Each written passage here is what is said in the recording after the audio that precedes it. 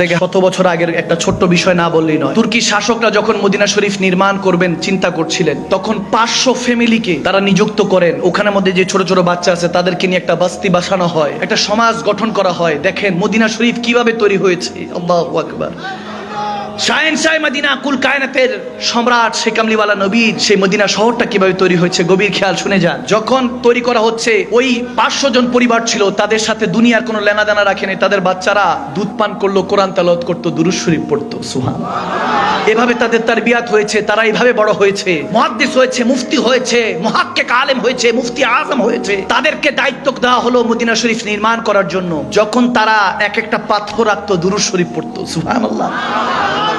এই তারবিয়াতে বড় হয়েছে যারা দুনিয়াদারি কিছুই জানতো না। এদের মুফতিদেরকে, মুহাদ্দিস, মুফাসসিরদেরকে, আর্কিটেক্ট এর যত গুণাবলী আছে এগুলো শেখানো হলো। কিভাবে পাথর রাখতে হবে, কিভাবে সিমেন্ট দিয়ে ঢালাই করতে হবে, তাদেরকে শেখানো হলো। তারা দুনিয়াদের কিছুই জানতো না, দুনিয়াদারি, শুধু আল্লাহ আল্লাহ রাসূলের জিকিরের মধ্যে মগ্ন থাকতো। তারা এভাবেই আমার নবীর প্রেম জাহের করতেন। পূর্বেকার মুসলমানরা যাদের উপর রোজা ফরজ হয়েছিল, গভীর খেয়াল, তেনারা এইভাবে তামির করেছেন। যখন ওই যে ইট বড় ছোট, পাথর বড় ছোট হলে আমরা ওইখানের মধ্যে কাটার চেষ্টা করি, আওয়াজ হতে পারে, তারা 12 কিলোমিটার দূরে গিয়ে পাথর কেটে তারপরে নিয়ে আসতো মদিনা শরীফে। সুবহানাল্লাহ।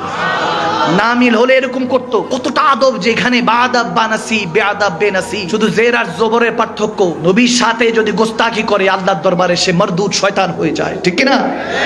সে নবীর মদিনা শরীফটা এইভাবে তামির করেছে তুর্কিরা, তুর্কি মুসলমানরা। কিছুদিন আগের সোশ্যাল মিডিয়াতে দেখলাম, রওজায়ে রাসূলের দেখবেন উপর একটা জানালা থাকে মদিনা শরীফের গম্বুজের মধ্যে, দেখছি না আমরা অনেকে, একটা গম্বুজের জানালা থাকে।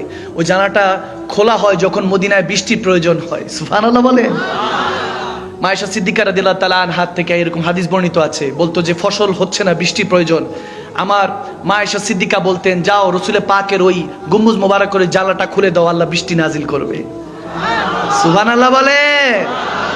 একবার হয়েছে ওখান দিয়ে কবুতর ঢুকে রোজার ভিতরেই মারা গিয়েছে, দুর্গন্ধ ছড়াতে পারে। মদিনার শাসক বাদশাহ একটা ফ্যামিলি তালাশ করলো যে মদিনা শরীফে রওজায়ে রাসূলের পাক যেখানে শুয়ে আছেন সেখানে যাতে যেতে পারে।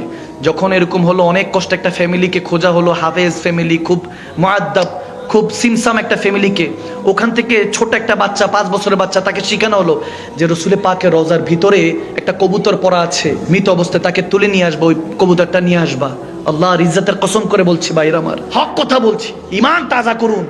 ওই বাচ্চাকে যখন ভিতরে পাঠানো হলো, সে কবুতরটা জিন্দা অবস্থায় নিয়ে আসলো। এটা রিসেন্ট ঘটনা বলছি, সোশ্যাল মিডিয়াতে সার্চ করেন পেয়ে যাবেন। ছোট্ট বাচ্চাটা ওখান থেকে রওজায়ে রাসূল থেকে কবুতরটা নিয়ে এসে বলতেছিল, আমার নবী জিন্দা নবী, হায়াতুন নবী, এখনো জিন্দা আছে।